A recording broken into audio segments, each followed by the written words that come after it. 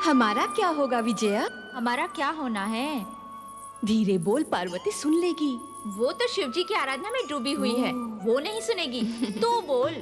मैं कह रही थी, जब राजकुमार मैनाक को पता चलेगा कि हम भी पार्वती के साथ आए हैं, तो वो हम पर भी क्रोध करेंगे। देख जया, तू मेरी बात सुन। तू, मैं और पार्वती कुछ अनुचित नहीं कर रहे हैं। वो अपने आराध्य की पूजा करने यहाँ आई है। हम उसकी सखियाँ हैं। उसका सहयोग देकर हम कुछ अनुचित नहीं कर रहे हैं। फिर भाई कैसा?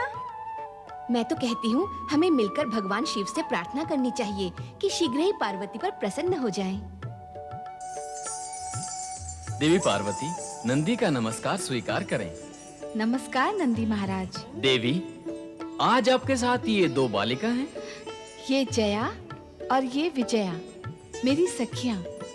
किंतु देवी, चिंता न करें नंदी महाराज, इनके कारण कोई विघ्न नहीं पड़ेगा।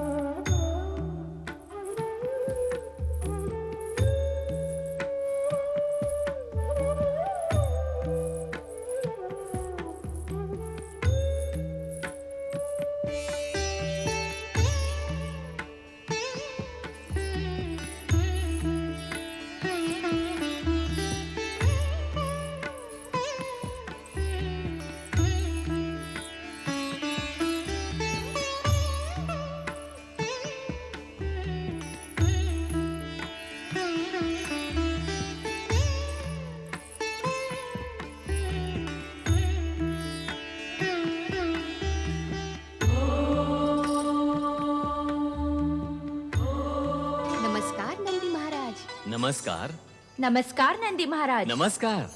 आप दोनों देवी पार्वती की सखी हैं? अभी अभी बताया उन्होंने। हाँ, हम पार्वती की सबसे प्रिय सखियां हैं। देवी पार्वती भी आपकी सखी है ना?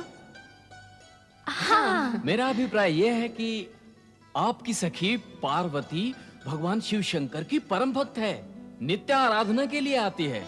ऐसे निष्ठावान, आस्थावान और समर्पित भक्त होते ही कहाँ हैं? इसमें तो संदेह ही नहीं कि पार्वती शिव जी की अनन्य भाव से आराधना करती है। इसीलिए मैंने अपने स्वामी की आज्ञा का उल्लंघन करके देवी पार्वती को यहाँ आराधना करने से रोका नहीं। उनकी पूजा भक्ति देखकर मेरे मन में ये विचार आया कि मुझे इन दोनों के बीच में बाधक नहीं बनना चाहिए। तुमने अपने स्वामी की आज्ञा का उल्लंघन अवश्य किया है, किंतु उससे भी बड़ा पुण्य कर्म किया है। पार्वती को शिव आराधना का अवसर देकर तुमने पार्वती की भक्ति भावना को समझा है। सत्य तो ये है कि आपकी उदारता और महानता के कारण ही पार्वती शिव आराधना करने में सफल हो सकी है।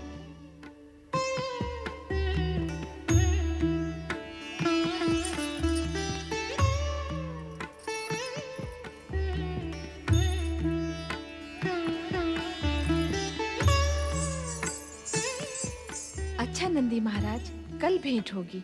नमस्कार। नमस्कार। नमस्कार नंदी महाराज। नमस्कार। मेरा भी नमस्कार। मेरा भी नमस्कार।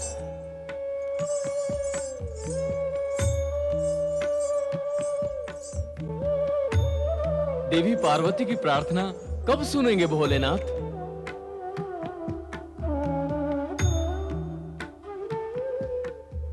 देवराज इंद्र और देवगण भी इसी विषय को लेकर चिंतित व आशंकित थे कि कब पार्वती की आराधना सफल होगी, कब भगवान शिव के हृदय में अनुराग जागृत होगा और तदुपरांत उनके मंगल मिलन से पुत्र की उत्पत्ति होकर उसके द्वारा तारकासुर का वध होगा।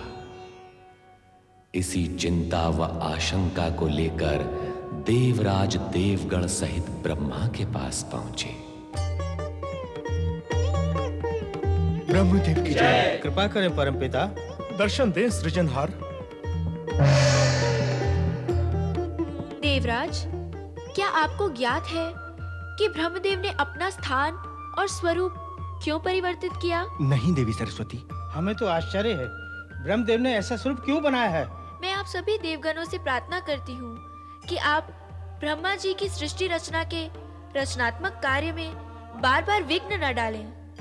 ब्रह्मलोक में बार बार आपके आगमन से सृष्टि की रचना के कार्य में बाधा आ रही थी। उसी कारण उन्हें अपना स्थान और स्वरूप परिवर्तित कर यहाँ आना पड़ा। किंतु आप यहाँ पर भी आ पहुँचे। देवी सरस्वती, ब्रह्मदेव के कार्य में बाधा डालना हमारा उद्देश्य नहीं है।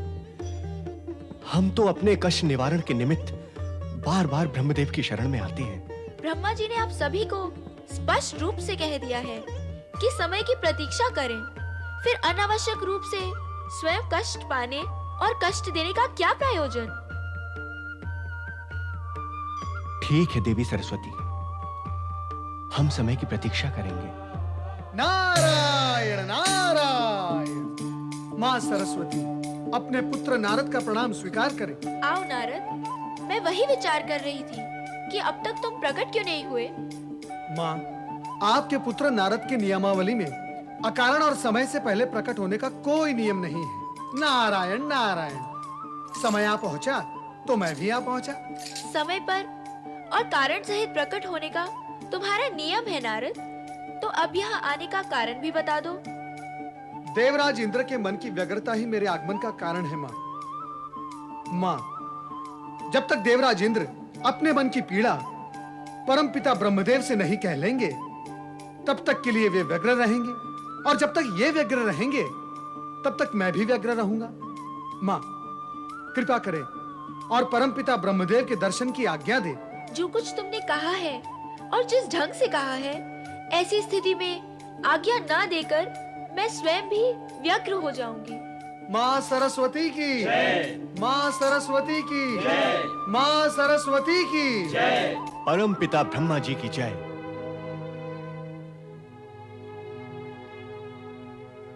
प्रणाम ब्रह्मदेव। ब्रह्मदेव, हमारी समस्या का कुछ हल करें। देवराज इंद्र, मैं तुम्हारी समस्या से भली प्रकार अवगत हूं, किंतु इस समय मैं तुम्हारी कोई सहायता नहीं कर सकता। परमपिता, कारण? इस समस्या का हल देवादिदेव शिव जी की इच्छा पर आधारित है, और हम सब देवतागण उनकी इच्छा के अनुसार ही कार्य करते हैं। वो तो सर्वविदित है ब्रह्मदेव, किंतु अब तारकासुर के अन्याय और अत्याचार सहन शक्ति की सीमा के परे जा चुके हैं। जब तक उस पापी दुष्ट का अंत नहीं हो जाता, हम देवों की समस्या का समाधान नहीं होगा ब्रह्मदेव। देवराज, एक ही सत्य को बार बार दोहराने पर भी तुम उसे भूल जाते हो। कौन सा सत्य ब्रह्मदेव? किसी का अधोपतन या अंत होता है तो उसके पुण्य कर्मों का फल क्षीण होने से, और किसी को सुख शांति संप्रदा और सौभाग्य की प्राप्ति होती है उसके पुण्य कर्मों के फलस्वरूप। तारकासुर तपस्या का सुफल भोग रहा है, और देवतागण तपस्या भूल गए हैं। जब पुण्य ही शेष नहीं है तो समस्याएं ही समस्याएं होंगी। आप आज्ञा करें ब्रह्मदेव, हम तपस्या करेंगे। मेरी आज्ञा पाकर तपस्या करने से क्या होगा? पुण्य संचित करने के लिए आप लोगों को शिव आराधना करनी होगी, ताकि आपके कष्ट मिट सके। परमपिता, पार्वती कितने समय से भगवान शिव की आराधना कर रही है, किंतु अब तक वो अपने लक्ष्य में सफल नहीं हुई। अज्ञानी मत बनो नारद, तुम्हें तो भली प्रकार विदित है कि आराधना और तपस्या कभी व्यर्थ नहीं जाती। पार्वती की तपस्या भी सफल होगी, उसकी आराधना भी सफल होगी। जब तुम काशी विश्वनाथ के ज्योतिर्लिंग की कथा सुनोगे तो इस सत्य को स्वीकार करोगे कि जब अपकर्म व्यर्थ नहीं होता तो जब तब से प्राप्त सत्कर्म कैसे व्यर्थ होगा? काशी विश्वनाथ में ज्योतिर्लिंग कैसे प्रकट हुए थे, हम सब सुनने के इच्छुक हैं देव। ये तो आप सभी जानते हैं कि शिव और शक्ति एक रूप है। शिव और पार्वती की लौकिक तथा वर्तमान लीला इस जगत के समक्ष तपस्या का महत्व बताने के लिए ही रची जा रही है, ताकि आने वाले युग में यह प्रसंग आदर्श प्रस्तुत कर सकें। मेरी बात सुनो कि शिव शक्ति का अर्धनारीश्वर रूप ही इस जगत में व्याप्त होगा।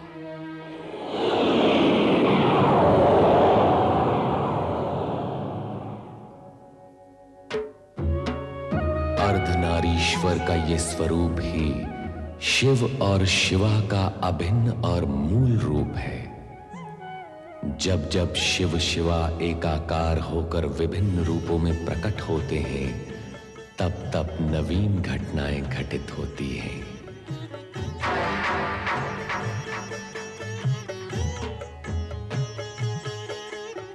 हे विश्व के नाथ, सभी दिव्य विभूतियां दिव्य स्थानों पर विराजित हैं, पर हमारा स्थान कहाँ होगा? जहां विश्वनाथ सर्वप्रथम अवतरित होकर जगत के कल्याण की कामना करेंगे, वही स्थान हमारा होगा शिवा। भूखंड में वह कौन सा स्थान होगा विश्वनाथ, जहां आप अवतरित होंगे? काशी ही वो परम पावन स्थान होगा जहां ज्योतिर्लिंग की स्थापना होगी और जहां समस्त प्राणियों के संपूर्ण पापों का नाश होगा। तो लीला आरंभ करें विश्वनाथ।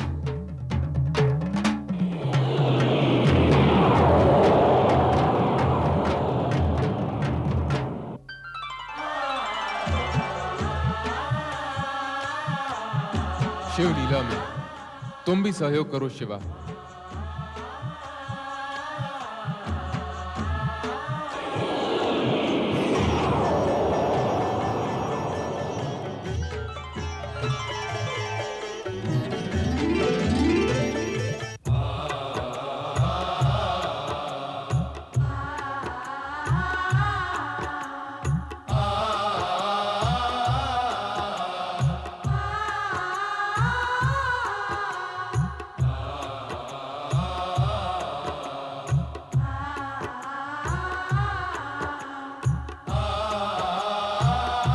हम कौन हैं?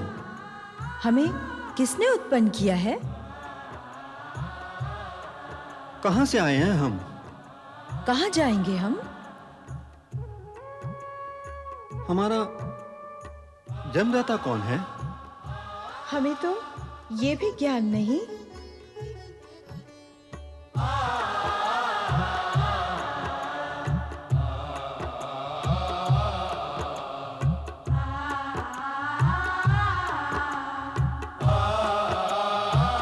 तुम नहीं जानती कि मैं कौन हूं? नहीं, मैं नहीं जानती कि तुम कौन हो, किंतु यदि तुम जानते हो तो बता दो कि मैं कौन हूं।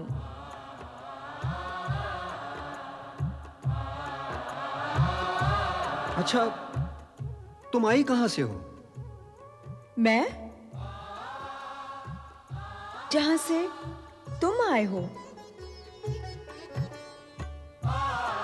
मैं कहां से आया हूं?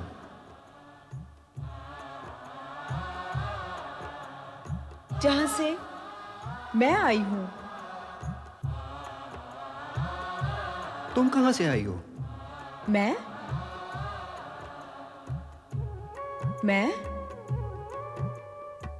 कहां से आई हूं? मैं कहां से आई हूं?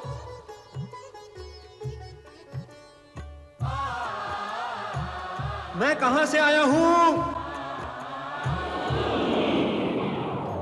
ए नर, ए नारी, तुम शिव और शिवा से उत्पन्न नर और नारी हो। व्यग्रता का त्याग कर अपने पिता शिव की आराधना और तपस्या करो। तुम्हें सभी प्रश्नों के उत्तर मिल जाएंगे। आराधना क्या होती है? तपस्या किसको कहते हैं? शिव की कृपा और इच्छा से उनके त्रिशूल पर पृथ्वी का एक खंड प्रकट होगा, जिसे काशी नाम से जाना जाएगा। काशी में पहुंचते ही तुम्हें आराधना और तपस्या की स्वयं स्फूर्ति एवं प्रेरणा होगी। अपने सभी प्रश्नों का समाधान तुम्हें प्राप्त हो जाएगा।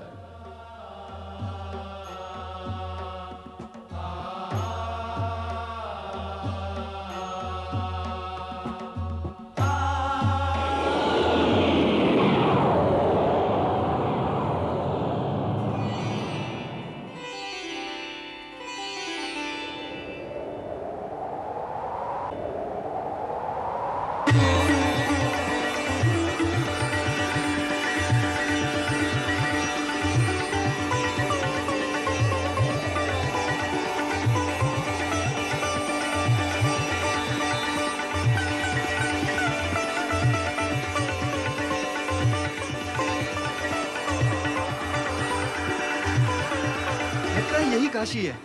हाँ, यही काशी है।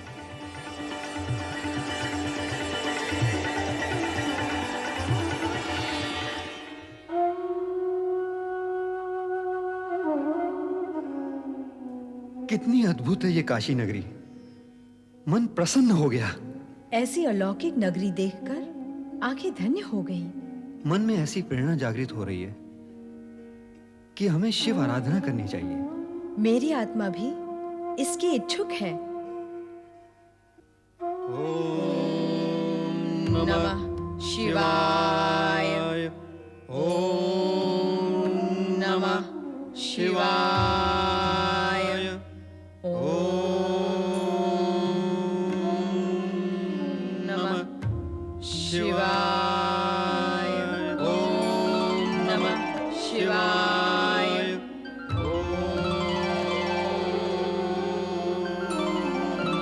ओम नमः शिवाय।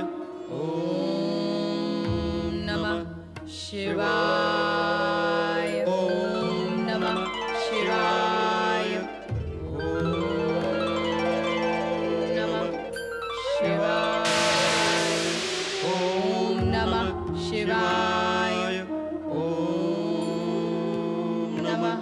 शिवाय। ओम नमः शिवाय। ओम नमः शिवाय। ओम नमः शिवाय। ओम नमः शिवाय। ओम नमः शिवाय। ओम नमः शिवाय। ओम नमः शिवाय। ओम नमः शिवाय। ओम नमः शिवाय। हमारा प्रतिरूप निखर आया है शिवा। शिवा। हाँ, मन भी मुखर हो उठे हैं। दोनों तपस्या में लीन हैं। ओम नमः शिवाय। तपस्या पूर्ण हो गई। गई। तपस्या का प्रतिफल इन्हें प्राप्त होना चाहिए। अवश्य। अवश्य। तो चले तो चले पृथ्वी पर। चलो। ओम नमः शिवाय।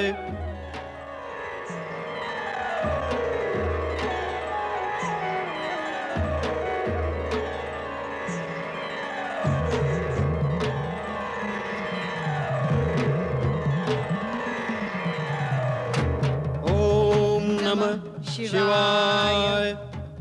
आंखें खोलो। हमसे उत्पन्न पुरुष एवं प्रकृति आंखें खोलो।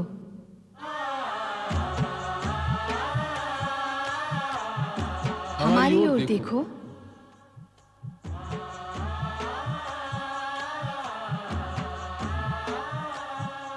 हम तुम्हारी तपस्या से प्रसन्न हैं।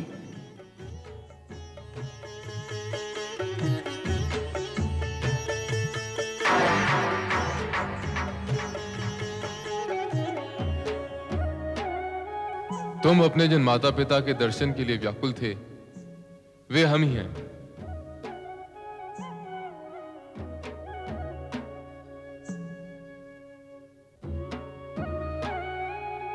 तुम जानना चाहते थे कि तुम्हारी उत्पत्ति कैसे हुई। वे हम ही हैं जिनके द्वारा तुम्हारी उत्पत्ति हुई है। मैं तुम्हारा पिता हूं। मैं तुम्हारी माता हूँ। आपका नाम क्या है? मेरा नाम शिव है। आपका नाम क्या है? मेरा नाम शिवा है। तुम दोनों ने हमारी आज्ञा का पालन करते हुए आदर्श नर नारी का रूप प्रस्तुत किया है। हम तुम दोनों से प्रसन्न हैं। कहो तुम क्या चाहते हो?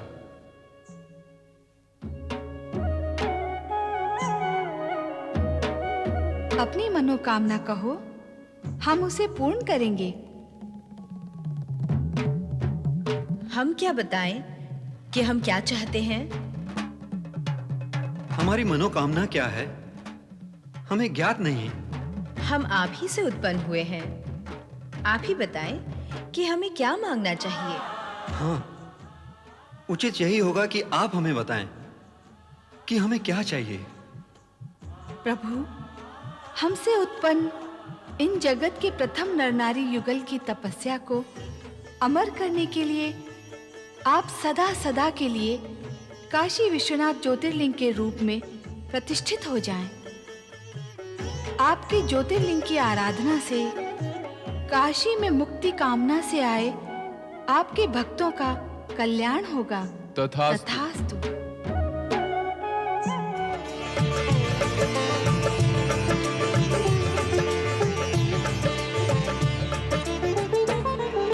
शिव के भक्त जनों ने पुकारा जब संकट पड़ने पर। शिव के भक्त जनों ने पुकारा जब संकट पड़ने पर। तब तब ज्योतिर्लिंग में पधारे अजर अमर शिव शंकर। अजर अमर शिव शंकर, अजर अमर शिव शंकर, अजर अमर शिव शंकर, अजर अमर शिव शंकर, अजर अमर शिव शंकर, अजर अमर शिव शंकर, अजर अमर शिव शंकर, अजर अमर शिव शंकर।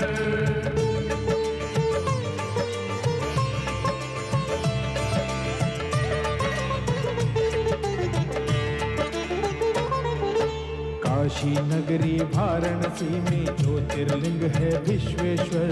मुक्ति धाम है ये काशी जो शिव जी का है प्रिय नगर। अविमुक्तेश्वर लिंग है जिसकी स्वयं प्रभु ने स्थापना की। इस लिंग की हर शिव गण ने पाशुपत योग से पूजा की। यहीं पे प्रकृति और पुरुष ने शिव शक्ति का ध्यान किया। उनको अर्पित होके अर्जित यहीं पे मन का ध्यान किया। काशी के विश्वेश्वर लिंग की महिमा कहीं न जाए। इनके दर्शन करके मानव पाप से मुक्ति पाए। विश्वनाथ शिव की जय हो, विश्वनाथ शिव की जय हो, विश्वनाथ शिव की जय हो, विश्वनाथ शिव की जय हो, विश्वनाथ शिव की जय हो, विश्वनाथ शिव की जय हो, विश्वनाथ शिव की जय हो, विश्वनाथ शिव की जय हो। काशी विश्वनाथ ज्योतिर्लिंग की कथा सुनाने का अभिप्राय यही है कि आराधना व तपस्या कभी किसी की व्यर्थ नहीं जाती। हाँ भगवान, संपूर्ण कथा का भावसार यही है कि आराधना भक्त को भगवान तक पहुंचाती है। परमपिता, आपने अत्यंत सारगर्भित कथा सुनाई है। ये कथा संपूर्ण जगत के लिए आदर्श प्रस्तुत करती है। संपूर्ण जगत इसका लाभ उठाए ये उत्तम है, किंतु तुम्हें भी इसका लाभ उठाना चाहिए पुत्र नारद। इसमें तो शंका है ही नहीं परमपिता। है कैसे नहीं? तुमने कथा सुनाने से पूर्व ही पार्वती की आराधना सफल होने में शंका प्रकट की थी। यह कथा भविष्यवाणी भी करती है कि पार्वती की आराधना अवश्य सफल होगी। परमपिता, यदि आपकी कृपा होगी तो अवश्य सफल होगी। फिर भूलते हो नारद, पार्वती मेरी नहीं शिव की आराधना कर रही है, इसलिए उसकी आराधना शिव पूर्ण कर सकेंगे, मैं नहीं। सत्य ही है, जिस प्रकार अर्धनारीश्वर से उत्पन्न नर नारी को भी शिव दर्शन के लिए अनेक प्रकार के कष्ट उठाने पड़े और समय लगा, उसी प्रकार पार्वती को भी सफलता और कृपा प्राप्त होने से पूर्व समय अवश्य लगेगा। कामना पूर्ति के पूर्व ही पार्वती को अनेक प्रकार की नारी लीलाओं से विचरना होगा। कामना पूर्ति के पूर्व ही पार्वती को अनेक प्रकार की नारी लीलाएं करनी होगी। और पार्वती ही क्यों, उसके माता पिता और उसके भाई को भी उसका सहयोग करना होगा। पार्वती को अपने माता पिता और परिवार का ही विरोध सहन करना पड़ेगा। उसके पश्चात ही उसकी कामना की पूर्ति हो सकेगी। तात्पर्य ये कि आप सभी को शिव पार्वती के मिलन के विषय में किसी प्रकार की कोई शंका नहीं होनी चाहिए, क्योंकि शंका निराशा को जन्म देती है और निराशा पीड़ा को, और पुरुषार्थ पीड़ा सहित होकर नहीं, पीड़ा रहित होकर किया जा सकता है। नारायण नारायण, आहा, अति सुंदर, अति उत्तम। ऐसा ब्रह्म वाक्य इससे पहले कभी नहीं सुना। सुना देवराज, पुरुषार्थ पीड़ा रहित होकर किया जाता है, पीड़ा सहित नहीं। हाँ देवऋषि, सुना। मात्र सुनने से कार्य नहीं होगा देवराज, इसे गुणना भी होगा। और अभी वो समय नहीं आया कि गुणने की सामर्थ्य समाप्त हो जाए। तो क्या ऐसा समय आएगा परमपिता? हाँ नारद, कलयुग में ऐसा ही होगा। ब्रह्म वाक्य सुनने वाले तो बहुत मिलेंगे, लेकिन गुणने वाले नहीं। सुनने सुनाने वाले बहुत अधिक होंगे, लेकिन गुणने गुनाने वाले बहुत कम। अर्थात क्या नारद, कलयुग में जन जन बड़े बड़े और ऊंचे ऊंचे वाक्य बोलेगा और सुनेगा, किंतु कार्य छोटे छोटे और नीचे नीचे करेगा। इसलिए कहता हूं देवराज कि इसे गुण लो और सोच समझकर इसका लाभ लो। इसी में तुम्हारा और समस्त देवताओं का कल्याण है। नारायण नारायण, लाभ उठाइए देवराज, लाभ उठाइए। परमपिता ब्रह्मदेव का मार्गदर्शन आपको सफलता के मार्ग पर ले जाएगा। देवऋषि, इस समय मैं क्या पुरुषार्थ करूं? धैर्य पूर्वक प्रतीक्षा करना भी एक पुरुषार्थ है देवराज। प्रतीक्षा? प्रतीक्षा ही तो मैं कर रहा हूं। विवशता से नहीं देवराज, विवशता से नहीं, धैर्य से। विवशता से की गई प्रतीक्षा में खीज, पीड़ा और निराशा होती है, किंतु धैर्य से की गई प्रतीक्षा में आनंद और भविष्य की सुखद कल्पनाएं होती है।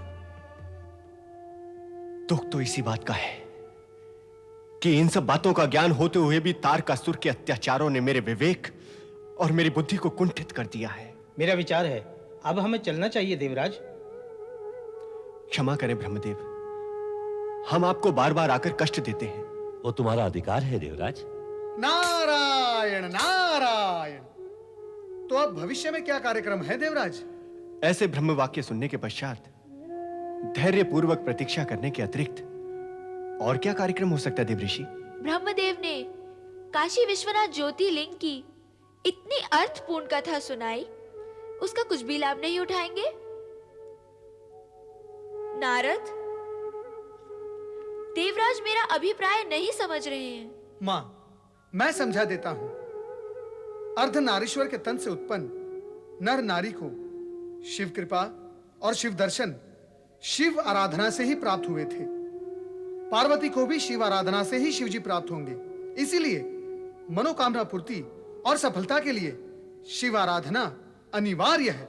शिव आराधना करने से शिव प्रसन्न होकर मनवांछित फल प्रदान करेंगे। ब्रह्मदेव, केवल मैं ही नहीं, हम सभी देवगण मिलकर शिव आराधना करेंगे। हाँ, अवश्य करेंगे। कल्याण भव।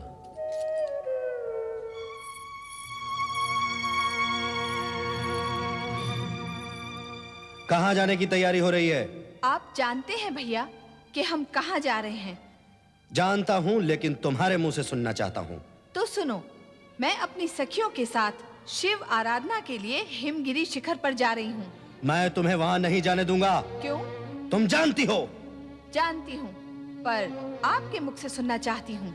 तो सुनो, हमें अपमानित करने वाले उस हठधर्मी शिव की आराधना करने से रोकते हुए भी हमने तुम्हें नहीं रोका, तुम्हारे पति स्नेह के कारण। किंतु अब तुम्हारी पूजा आराधना को स्वीकार ना करके वो तुम्हारी भी उपेक्षा कर रहा है। ये असहनीय है। इस प्रकार वो तुम्हारी ही नहीं बल्कि हमारी और हमारे राज परिवार की भी उपेक्षा कर रहा है। भैया, सम्मान पाने की इच्छा रखने वालों को सम्मान देने की इच्छा भी रखनी चाहिए। मैंने किसका अपमान किया है? अपनी भाषा से पूछिए, वो बताएगी कि सम्मानीय के प्रति आदर सूचक शब्दों का प्रयोग ना करना अपमान जैसा ही है। तुम्हें शिव के सम्मान का इतना विचार है, किंतु अपना और अपने परिवार के मान अपमान का तनिक भी विचार नहीं। जब तुम्हारी पूजा आराधना वहां स्वीकार ही नहीं होती तो तुम उस उपेक्षा के उपरांत वहां क्यों जाती हो? क्या है तुम्हारे पास इस प्रश्न का उत्तर? पूजा आराधना स्वीकार होने में कितना समय लगता है, अथवा आराध्य अपने भक्त की पुकार कितने समय में सुन लेते हैं? इस प्रश्न का उत्तर है आपके पास? अच्छा, तो अब तुम तर्क से अपना मार्ग प्रशस्त करना चाहती हो, किंतु मैं तुम्हें वहां नहीं जाने दूंगा। मुझे जब तब से रोकने की चेष्टा व्यर्थ होगी भैया। ये क्या तर्क वितर्क चल रहा है तुम दोनों में? पिताजी, मैं आपसे, माँ और भैया से हाथ जोड़कर विनती करती हूँ कि मुझे शिव आराधना करने से ना रोकें। यदि रोका गया तो मेरे लिए अहितकारी होगा। पुत्री, जो तुम्हारे अहित में होगा वो हमारे हित में भी नहीं होगा। पिताश्री, आप पार्वती के शब्द जाल में ना आए। तो तुम्हारे क्रोध जाल में आ जाओ मेनाक। बुद्धि से काम लो पुत्र। जो हमारा अपमान करे वो हमारा शत्रु है। क्या अपने शत्रु का विरोध करना बुद्धिहीनता है? बिना सोच विचार किए किसी के प्रति शत्रु भाव रखना बुद्धिहीनता ही है पुत्र। भला शिव हमारे शत्रु कैसे हो सकते हैं?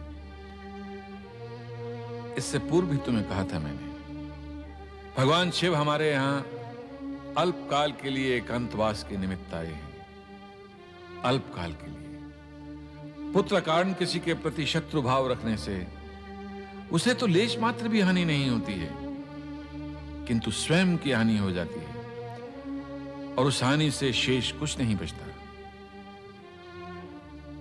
पुत्री पार्वती, तुम अपनी सखियों के संग जाओ और भगवान शिव की आराधना करो।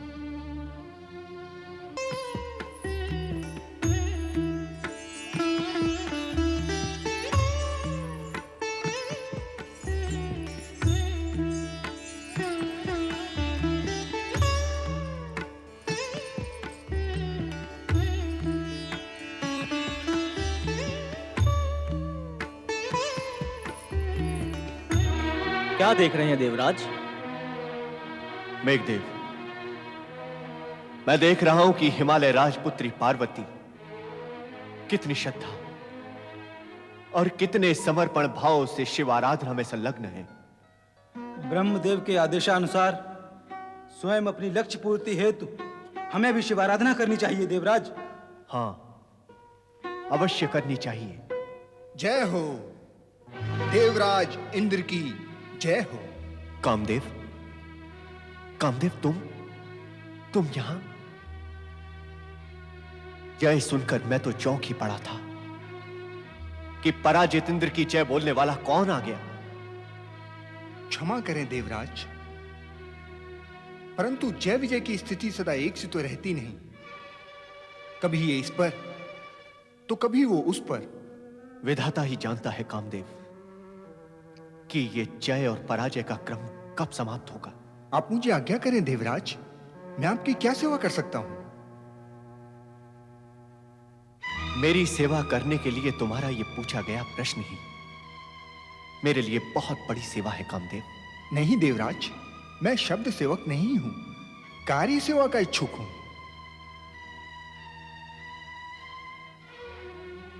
रतिपति, यदि तुम मेरी सहायता करने के लिए इतना ही कटिबद्ध हो तो मेरे लिए एक कार्य करो। आज्ञा करें देवराज। वहां देख रहे हो नीचे उस हिमगिरी के शिखर पर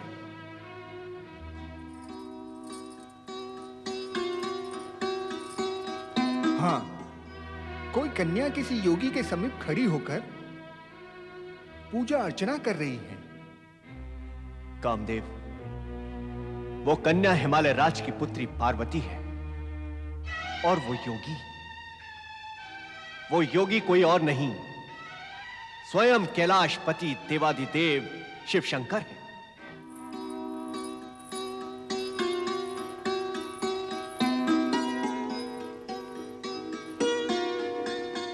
आहा, कैलाशपति भगवान शिव शंकर। ओम नमः शिवाय। शिव पर बड़ी आस्था है तुम्हारी। जिनकी शिव पर आस्था नहीं है उन पर मेरी आस्था नहीं है देवराज। तो उनके हित में जिनकी शिव पर आस्था है ये कार्य करो। पार्वती की निष्ठापूर्वक पूजा का ध्यान में लीन शिव शंकर कोई उत्तर नहीं दे रहे। यदि शिव केवल एक बार पार्वती की ओर अनुराग भाव से देख ले तो पार्वती की आराधना और विधाता का उद्देश्य पूर्ण हो जाएगा। विधाता का उद्देश्य? हाँ कामदेव, शिव के प्रसन्न होने पर ही उनका विवाह पार्वती से संभव होगा।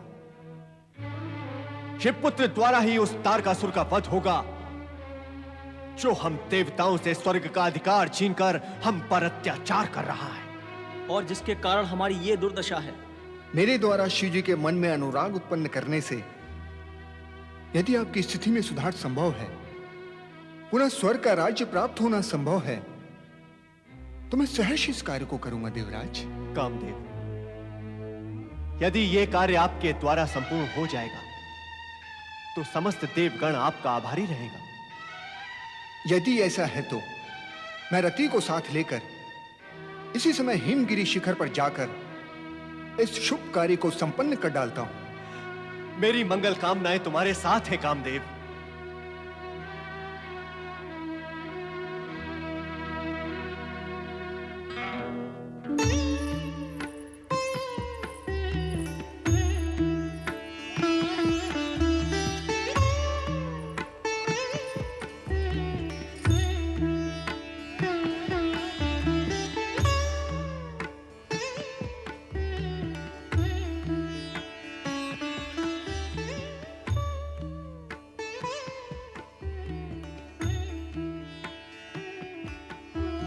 हे देवाधिदेव भोलेनाथ शिव शंकर, मेरी पुकार सुनो प्रभु।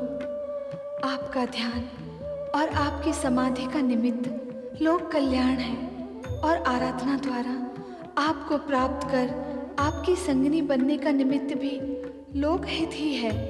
चारों ओर व्याप्त अशांति और अत्याचार की समाप्ति के लिए अपने लौकिक रूप को मुखर करें भगवान, मुखर करें।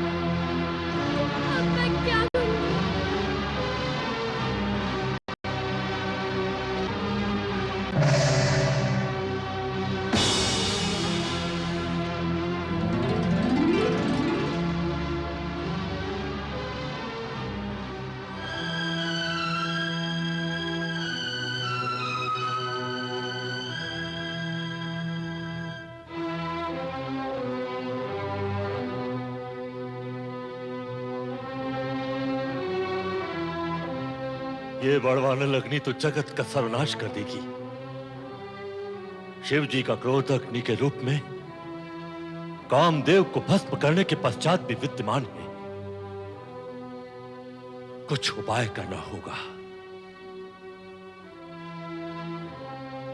ओम नमः शिवाय।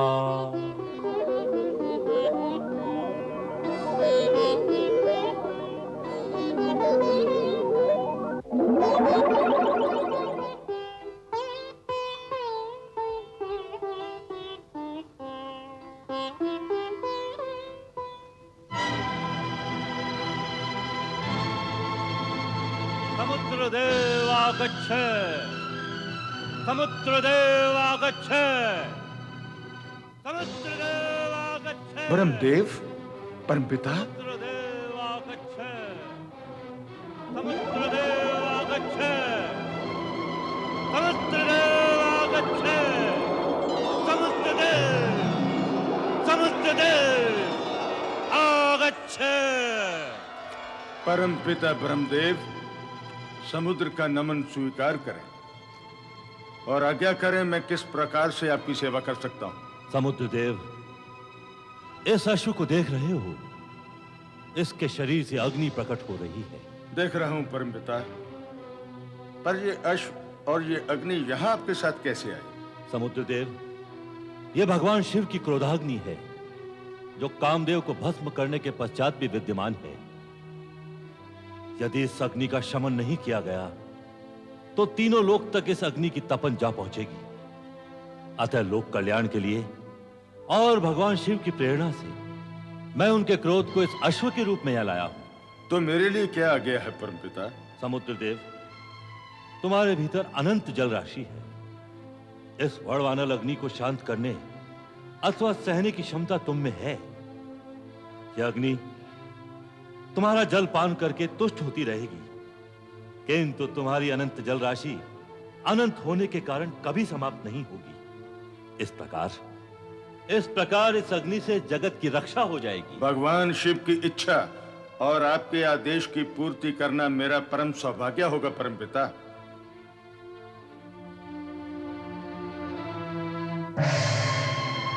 हे अश्व, पधारो।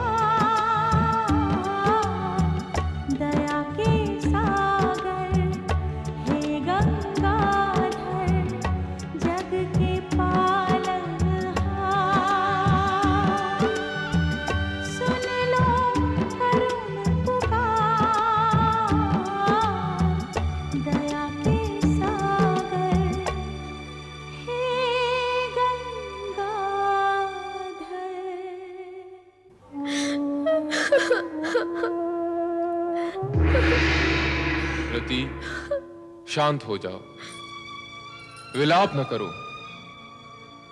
होनी कभी अनहोनी नहीं हो सकती। जो हुआ उसे स्वीकार करो। हे देवेश्वर, किंतु किस अपराध का दंड हमें मिला है? देवराजेंद्र और देवगण के कहने पर कामदेव ने आप पर पुष्पबाण चलाया और आपकी समाधि भंग की। इसमें हमारा कोई स्वार्थ नहीं था। देवगण की दुर्दशा समाप्त करने के लिए हमने उनकी सहायता की और हमारी दुर्दशा हुई। ऐसा क्यों? ऐसा क्यों प्रभु? हे भोलेनाथ, मुझ पर दया करो। मृत्यु का अभिशाप भोगने का सामर्थ्य मुझ में नहीं है। कामदेव को जीवित कर दो, मैं उसके बिना नहीं जी सकती। मुझ पर दया करो प्रभु, कामदेव को जीवित कर दो। देवाधिदेव, देवाधिदेव, कामदेव निरपराध है। कामदेव ने तो हम देवताओं के कल्याण के निमित्त आपकी और देवी पार्वती के मन में अनुराग उत्पन्न किया था। कामदेव को क्षमा कर उसे पुनर्जीवित करें। देवाधिदेव, उसे पुनर्जीवित करें। विधि का विधान अटल होता है। वो चाहे देव हो, देवी हो, दानव हो, मानव हो, हर किसी को अपने किए हुए कर्मों का फल भुगतना ही पड़ता है। हे भोलेश्वर, कामदेव को क्षमा कीजिए। उसने जो कुछ किया वो स्वार्थ की नहीं, परमार्थ की भावना से किया है, इसलिए उसका अपराध क्षम्य है। हे भोलेश्वर, कामदेव को पुनर्जीवित कीजिए। उसकी पत्नी रति पर दया कीजिए। हाँ भगवान, रति पर अपनी दया कीजिए। कामदेव को पुनर्जीवित करें, ऐसी हमारी आपसे विनम्र प्रार्थना है। हे भोलेनाथ, यदि आपने कामदेव को पुनर्जीवित नहीं किया तो मैं भी अपने प्राण त्याग दूंगी, यही प्राण त्याग दूंगी। हमारी समाधि भंग करके हमें योग से भोग की दिशा में ले जाने के दुष्कर्म में तुम कामदेव की सहभागिनी रही हो।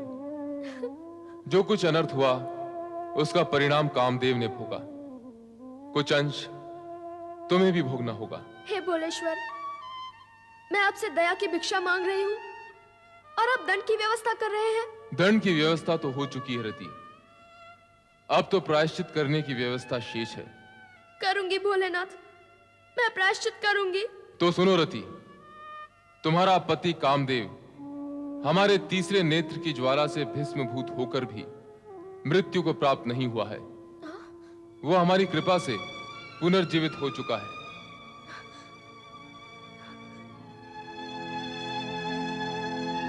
वो लौकिक नेत्रों से दिखाई नहीं देगा। वो जीवित होते हुए भी अंग रूप में देखा नहीं जा सकेगा। वो अनंग हो चुका है। मनमत, अब वो सशरीरी नहीं, अशरीरी हो चुका है। अब वो अनंग और मनोज के नाम से जाना जाएगा। क्या होगा अशरीरी पति को प्राप्त करके भगवंत? प्रायश्चित होगा रति।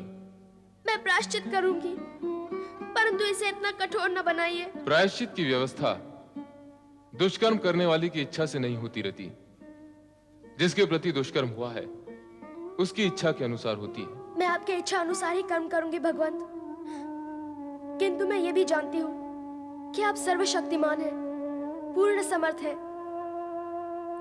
यदि आप कृपा और करुणा करके मेरा और मेरे पति का अपराध क्षमा कर दें तो मुझे मेरा पति पूर्ण शरीर रूप में प्राप्त हो जाएगा। अवश्य हो जाएगा, किंतु अभी नहीं। फिर कब प्रभु? तुम्हें द्वापर युग तक प्रतीक्षा करनी होगी। द्वापर युग तक? हाँ, द्वापर में कामदेव भगवान श्री कृष्ण के पुत्र प्रद्युम्न के रूप में जन्म लेगा और वो तुम्हें पति रूप में प्राप्त होगा।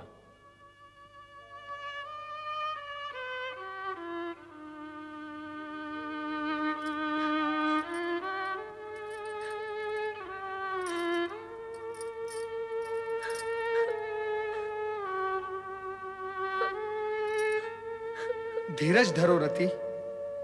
भगवान शिव ने जो कुछ तुम्हें कहा है सत्य अवश्य होगा। द्वापर में तुम्हें कामदेव पुनः प्राप्त होंगे। नारायण नारायण। रति,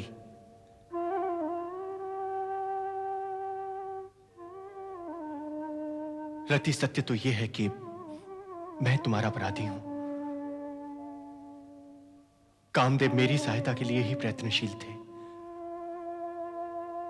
और उनकी ये गति हुई। देवराज, आपकी दुर्गति देखकर स्वामी स्वयं आपकी सहायता के लिए आए थे। इसमें आपका क्या दोष? कौन जानता था कि यह परिणाम होगा? विधि के लेख को जान भी कौन सकता है?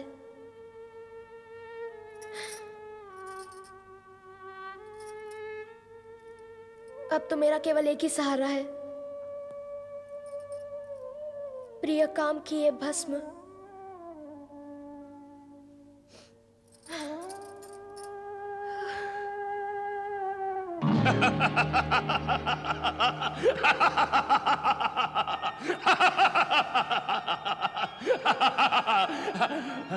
भस्म हो गया। और क्या होना था? यही होना था। तार का सुर से टकराएगा कामदेव तो यही होगा, यही। तू समझता था कि अपने पुष्प बाण से तू शिव विवाह का चक्र चलाएगा, शिव पुत्र उत्पन्न होगा जो मेरा वध करेगा और मैं मारा जाऊंगा।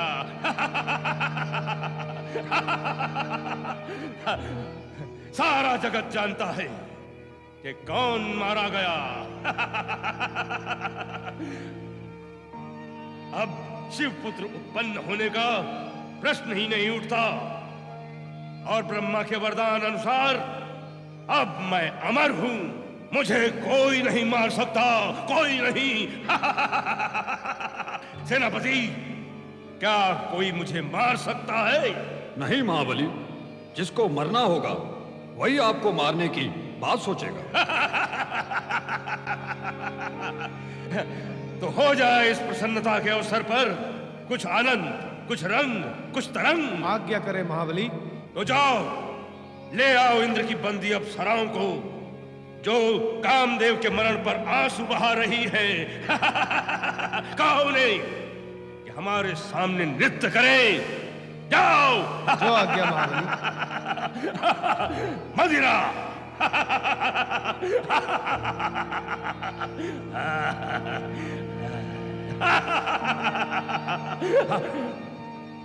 कामदेव के भस्म होने से तारकासुर स्वयं को निष्कंटक हुआ मानकर प्रसन्नता से मदिरा व नृत्य में डूब गया।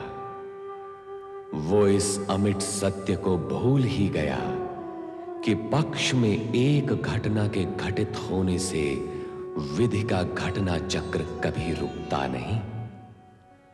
कामदेव के भस्मीभूत होने से पार्वती की साधना और उसके दृढ़ निश्चय में तनिक भी अंतर नहीं पड़ा।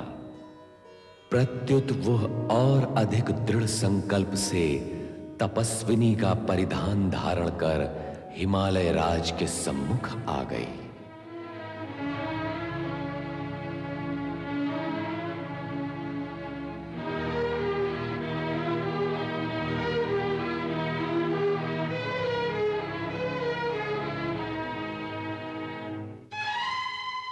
पुत्री पार्वती और तपस्विनी के वेश में? हाँ पिताश्री, आपकी ये पुत्री तपस्या करना चाहती है। पुत्री, मुझसे ना तो तुम्हारा ये वेश देखा जा रहा है और ना तुम्हारी इच्छा सुनी जा रही है। यदि पिता होकर आप मेरे मन की बात नहीं सुनेंगे तो फिर कौन सुनेगा? मुझे तपस्या की आज्ञा दें पिताश्री। कामदेव के भस्म होने के पश्चात अब शिव आराधना का क्या अर्थ है पुत्री? सब व्यर्थ होगा। मेरी बात मानो, मैं तुम्हारे लिए किसी योग्य वर को खोजकर तुम्हारा उससे विवाह कर दूंगा। नहीं पिताश्री, नहीं। ऐसे कठोर कठोर शब्द सुनना भी मेरे लिए अब कर्म है। मैं जन्म जन्मांतर के लिए सदाशिव को पति के रूप में स्वीकार कर चुकी हूँ। अब अन्य किसी की कल्पना करना अथवा नाम सुनना मेरे धर्म और चरित्र के विरुद्ध है, विरुद्ध है। पार्वती, अपनी वाणी पर संयम रख और साथ ही अपने माता पिता की मर्यादा का ध्यान भी रख। तेरे शब्द और तेरी वाणी सब कुछ तेरी आयु से आगे आगे भाग रहे हैं। मैंने क्या किया है माँ? अब तक तो विशेष कुछ नहीं किया है, पर आगे जो कुछ तू करने का विचार कर रही है, क्या वो उचित है? तू राजकुमारी है। राजमहल में राजपाट के मध्य तेरा पालन पोषण हुआ है। शिव के निमित्त शिव आराधना और तपस्या करने की अनुमति मैं तुझे सर्वथा नहीं दे सकती। मैं तेरे कोमल तन को तपस्या की अग्नि में तुझे कभी नहीं झोंकने दूंगी, कभी नहीं झोंकने दूंगी। और फिर एक राजकुमारी का किसी योगी के साथ इस प्रकार का रागात्मक संबंध, क्या ये राज परिवार के लिए शोभा की बात है? इसमें अशोभनीय क्या है?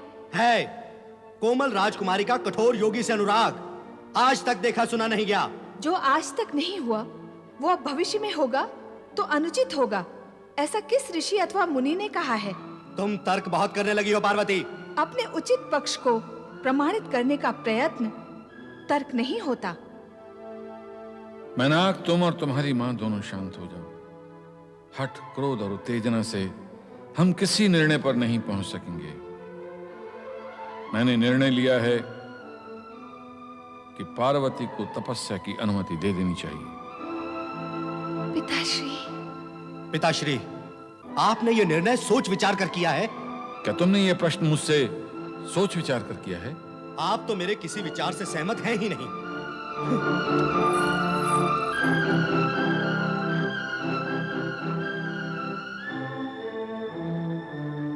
अब मुझे आज्ञा दें पिताश्री।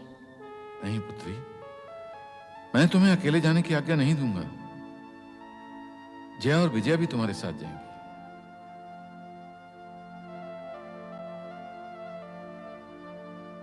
अब मुझे आज्ञा दे माँ।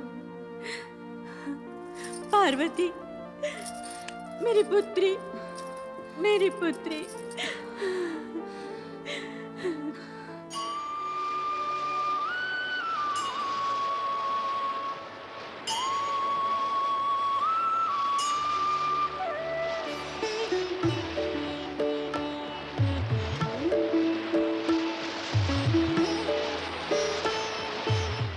ये स्थान उपयुक्त है। यहाँ शांति भी है और एकांत भी। हाँ, ये स्थान रमणीय है। ऐसे स्थान पर एकाग्र होकर तप कर सकते हैं। मैं यहीं बैठकर तपस्या करूंगी। यहाँ तपस्या करोगी? अकेली? इस घोर सुनसान में? यहाँ इस प्राणी शून्य स्थान में क्या तुम्हें भय नहीं लगेगा? कैसा भय? किसका भय? विधाता रक्षक है। नहीं पार्वती, हम तुम्हें यहाँ अकेला छोड़कर नहीं जा सकते। महाराज और महारानी को क्या उत्तर देंगे? इसका दिया हुआ उत्तर ही वहाँ भी दे देंगे, किंतु क्यों दे और क्यों जाए इसे अकेला छोड़कर? देखो, तुम्हारा ये हठ उचित नहीं है और तुम्हारे सारे हठ उचित हैं। तुम दोनों भावना में मत बहो। मुझे मेरा कर्तव्य करने दो। भावुक होकर कर्तव्य पूर्ण नहीं हो सकते। अब तुम दोनों जाओ।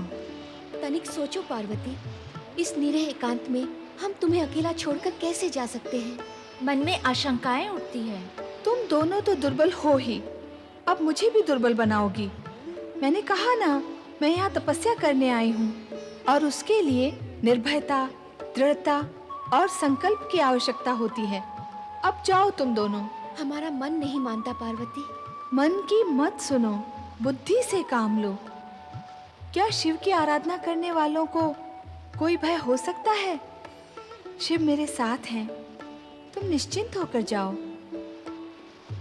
जैसी तुम्हारी इच्छा, किंतु समय समय पर हम तुम्हारी जानकारी लेते रहेंगे।